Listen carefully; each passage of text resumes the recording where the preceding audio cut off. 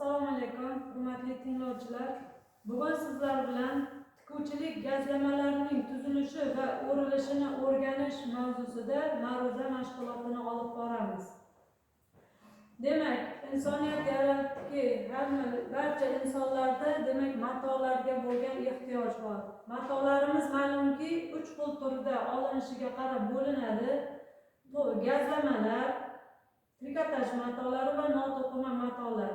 Bular bir-biridan o'zlarining olinish turi va o'rilishiga qarab farqlanadi. Demak, gazlamalar deb biza tanda va arqoq iplarining o'zaro perpendikulyar kesishidan olingan matolarni tushunamiz. Trikotaj matolarida esa ignalar yordamida halqa hosil qilib olingan matolarni tushunamiz va noto'qima matolar to'qimasdan preslash usullari bilan olingan matolarni tushunamiz. Ya'ni gazlamalarda o'ziga to'xtaladigan bo'lsak, gazlamalarning o'zi ham o'rilish turiga qarab bir-biridan demak assortimentlari, turlari farq qiladi.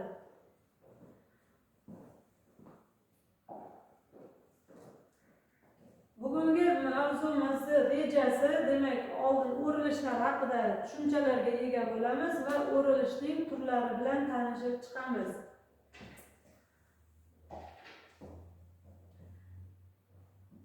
Gazlamalarimiz ya'ni o'rilishi deganda tanda va arqoq iplarining qay tarzda joylashishi, bir-biri bilan qanaqa ketma-ketlikda, qanaqa navbat bilan o'rilishi tushuniladi. Gazlamalarning o'rilishi bu mahsulotimiz, ya'ni matolarda fizik mexanik xususiyatlariga bevosita ta'sir qiladi hamda ishlab chiqarish jarayonida mahsulot sarfiga ham ta'sir qiladi. Ya'ni misol uchun oddiy o'rilishdagi matoga boshqa miqdordagi iplar sarf bo'lsa, murakkab o'rilishdagi matolarga ko'proq ip sarfi bo'lishi mumkin. Shuning uchun ip sarfi bu ishlab chiqarish xomashyo sarfiga va undan keyinchalik hosil bo'lgan mahsulotning fizik mexanik xususiyatlariga bevosita ta'sir qiluvchi omil hisoblanadi. Shuning uchun o'rilish turlarini o'rganish bu muhim hisoblanadi.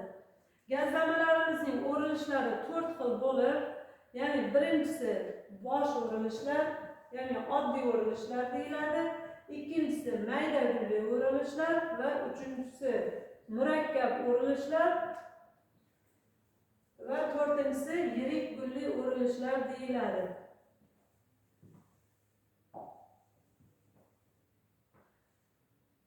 Birinchi bo'lib bosh o'rilishlarimizga to'xtaladigan bo'lsak, bunga palatno, sarja, satin o'rilishlari kiradi. Bu ishlab chiqarishda eng ko'p qo'llaniladigan o'rilishlardan biri hisoblanadi. Mana bu rasmda ko'rishimiz mumkin. Har doim tanda perpendikulyar joylashgan iplar va arqoq vertikal joylashgan iplar bo'ladi. Keyin to'quvchilikda o'rilishlarni o'zaro tasvirlash uchun shartli tasvir usulidan foydalaniladi. Ya'ni shartli tasvirda qora bilan bo'yalgan qismlar har doim tanda qoplanishini va oq bilan bo'yalgan joylari arqoq qoplanishini bildiradi. Bosh o'rilishimizda, oddiy o'rilishimizda demak palatnoni ko'ryapmiz. Palatno har doim shaxmat tarzida tuziladi va unda har doim raport 2 ga teng va siljish 1 ga teng bo'ladi. Endi siljish nima degan savol tug'ilsa, siljish bu har bitta ipdan keyin tepa qatorda nechinchi o'rinda kelishi bu siljishni bildiradi. Raport esa o'rilish naqshining takrorlanish joyini bildiradi. Misol uchun palatno o'rilishida mana raport tanda bo'yicha raport 2 ga teng deb olyapmiz. Ya'ni o'rilish mana 3-da yana tanda bo'lib takrorlanyapti. Arqoq bo'yicha raport ham har doim 2 ga teng bo'ladi. Mana o'rilish demak 2 dan keyin takrorlanib kelyapti.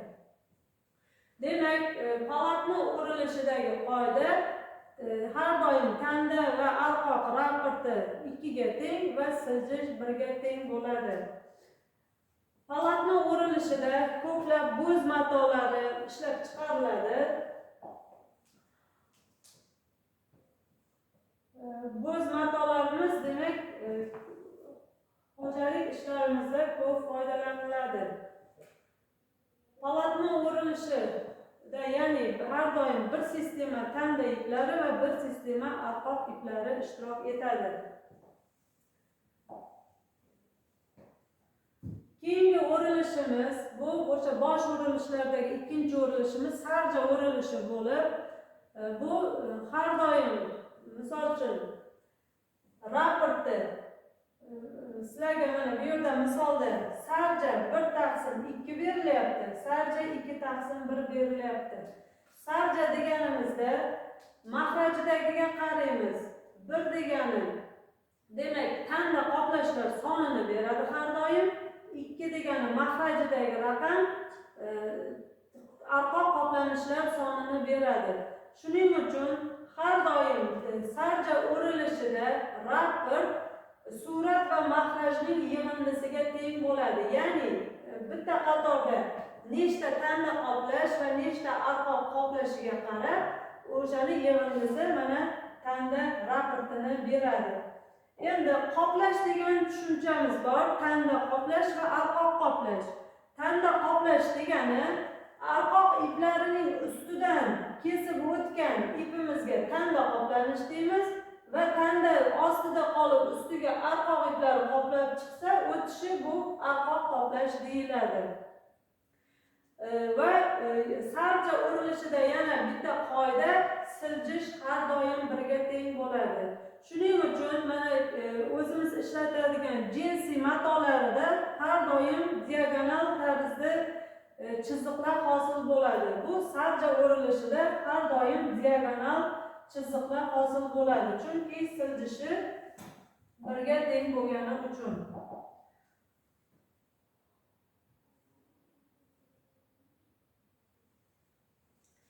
Demak,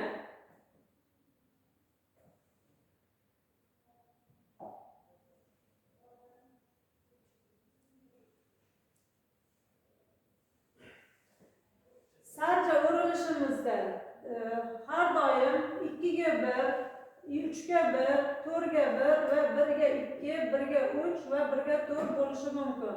Misol uchun olib qaraydigan bo'lsak, sarja 3/1 bilan sarja 1/3 bir-biriga teskari perpendikulyar.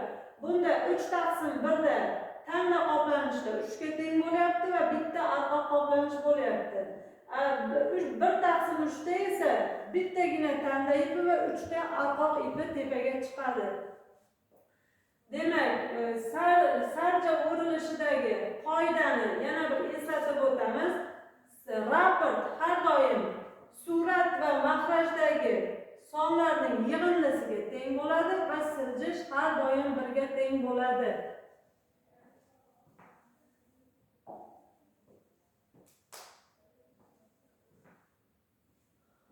Demak, mana bu rasmda sarja o'rilishini tasviri yana ham aniqroq keltirilgan.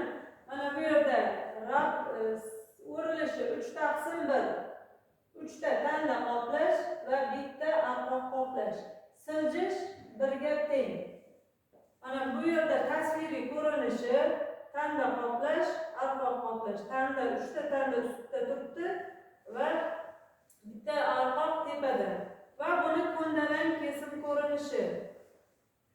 Demak, mana 3 ta tanda va bitta arqoq.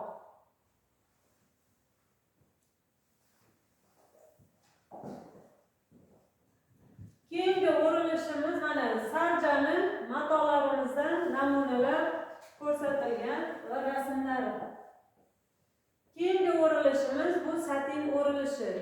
Satin o'rilishi bu o'zini nafisligi bilan boshqa matolardan ajralib turadi. Ya'ni yuza qismi silliq matolardan hisoblanadi. Satin o'rilishida demak qoidasiga qaraydigan bo'lsak, masalan 7/3 suratda har doim raport beriladi, nechiga tengligini. Demak, satin 7/3 da raport har doim 7 ga teng bo'ladi. Mahrajdagi 3 esa buni siljishlar sonini Demak, sarja o'rilishidan farqli ravishda sarjada surat va mahrajlar yig'indisi raportni beradi. Satin o'rilishi desa faqat suratni o'zi raportni beradi. Mahraj esa siljishlar sonini bildiradi. Keyin satin o'rilishini tuzishda har doim bitta qoida borki, surat va mahrajni bo'lganimizda bitta butun son chiqib qolmasligi kerak. Misol uchun 8/2 qilib yoza olmaymiz yoki 6/3 qilib bera olmaymiz. Har doim 8/3, 7/2, 7/3 ko'rinishida o'rilishlar tuziladi.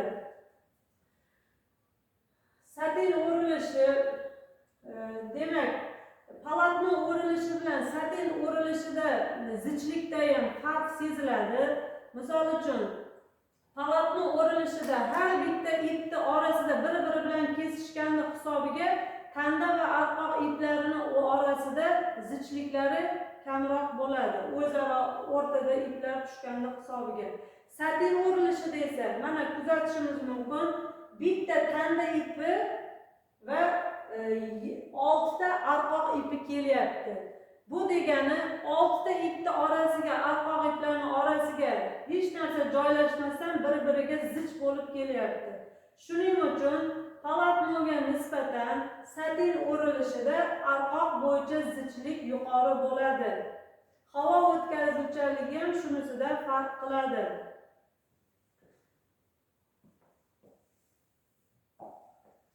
Demak, mana satin matolarini ko'rishimiz mumkin. Kundalik hayotimizda ishlatiladigan choyshapqoq matolarimiz ko'proq satin o'rilishida olinadi.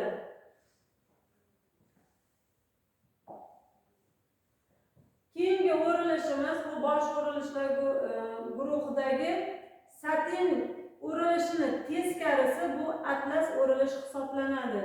Ya'ni satinda arqoq qoplanishlar ko'p bo'lsa, atlas o'rilishida tanda qoplanishlar yuqori bo'ladi. Qoidasi xuddi satinnikiga o'xshagan bo'ladi. Ya'ni misol uchun atlas 7/2 bo'lsa, 7 bu raport soni va 2 siljishni beradi.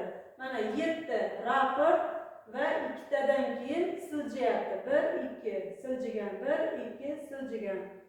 Qoidasi bir xil, faqat satin o'rilishida arqoq iplar ko'proq yuzaga chiqadi va atlas o'rilishida ko'proq tanda iplari yuzaga chiqadi. Shuning uchun ham hozirgi bizning milliy matolarimiz, xon atlas, adreslarimizda uni yuza qismiga tushirilgan abirband naqshlari o'sha tandasi chiroyli bezagi yuzaga ko'proq chiqib ko'rinib turishi maqsadida, demak, mana shu atlas o'rilishidan foydalanadi. Ko'proq mana demak tanda iplari yuzaga ko'rinishi uchun.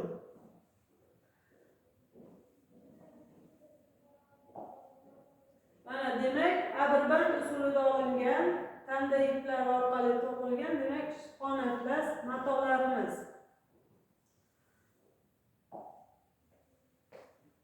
Demak, o'rilishlar guruhini 4taga ajratgan edik. Birinchisi bosh o'rilishlarni aytib o'tdik. Bosh o'rilishlarda polotno, sarja, satin, atlas o'rilishlari kirdi.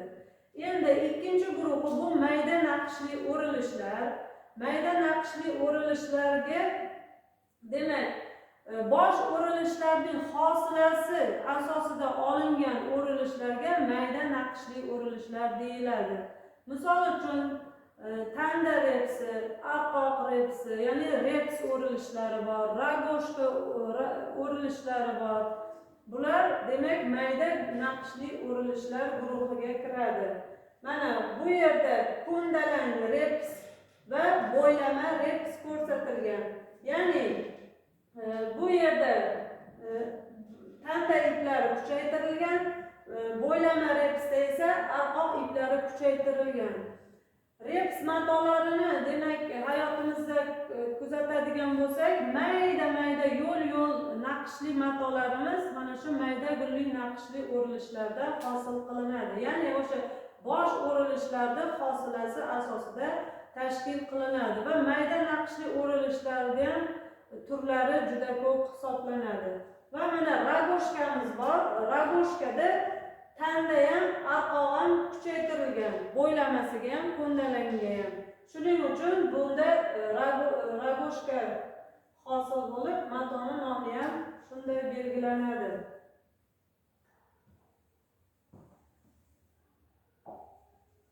Mana bu tasvirda reps va ragoshka matolarimizni ko'rish mumkin. Mana reps matomizda mayda-mayda ko'ndalang yo'llar hosil qilingan va ragoshkada mana ko'rib turganingizdek o'sha kvadrat yirik naqshlar, ya'ni mebelbop gazlamalar olingan.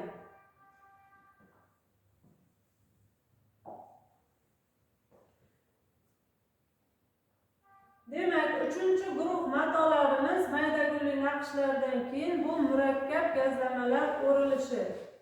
Murakkab o'rilishlar deb bir sistema mayda gulli va bosh o'rilishlarda bir sistema tanda va bir sistema arqoq iplari qatnashsa, murakkab naqshli o'rilishlarda kamida bir sistema tanda, ikki sistema arqoq yoki ikki sistema tanda, bir sistema arqoq yoki tanda va arqoq ipi ham ikki sistema va undan ko'p holda olinib va unga ishlatilgan o'rilishlar bular murakkab naqshli o'rilishlar deyiladi. Murakkab naqshli o'rilishlar ham turlari juda ko'p bo'lib, asosan o'sha 2 qatlamli, 3 qatlamli matolarimizning o'rilishlarida foydalaniladi. Misol uchun bu yerda rasmlarimizda ko'rib o'tishimiz mumkin. Mana paltolar ishlab chiqarishimiz mumkin, keyin qalin kostyumbob matolar bo'lishi mumkin, mebelbob gazlamalar bo'lishi mumkin. Demak, bular hammasi, ya'ni 1,5, 2,5 qatlamli matolarga ishlatilib va shunaqa olingan matolarimiz, bular hammasi yirik murakkab naqshli o'rilishlar asosida olinadi.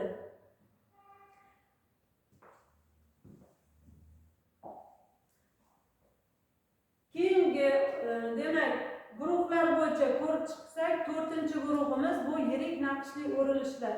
Yirik naqshli o'rilishlar bular asosan jakard mashinalarida qo'llaniladi. Nima uchun? Misol uchun bosh o'rilish, mayda gulli o'rilish, yirik murakkab o'rilishlarda farqli ravishda bu yirik o'rilishli naqshlar faqat jakard mashinasida desak, ularda oddiy to'quvchilik dastgohida shodalar soni maksimal, zamonaviylarda maksimal 16 tagacha bo'lishi mumkin. Oldingi eskilarda 4 ta shodalar qo'llanilgan, shuning uchun unda naqsh bezak chiqarish imkoni kam bo'lgan. Jakard mashinalarida esa demak maxsus o'sha kartonlar soni juda ko'pligini hisobiga yirik naqshlarni chiqarish imkoni juda ham ko'p.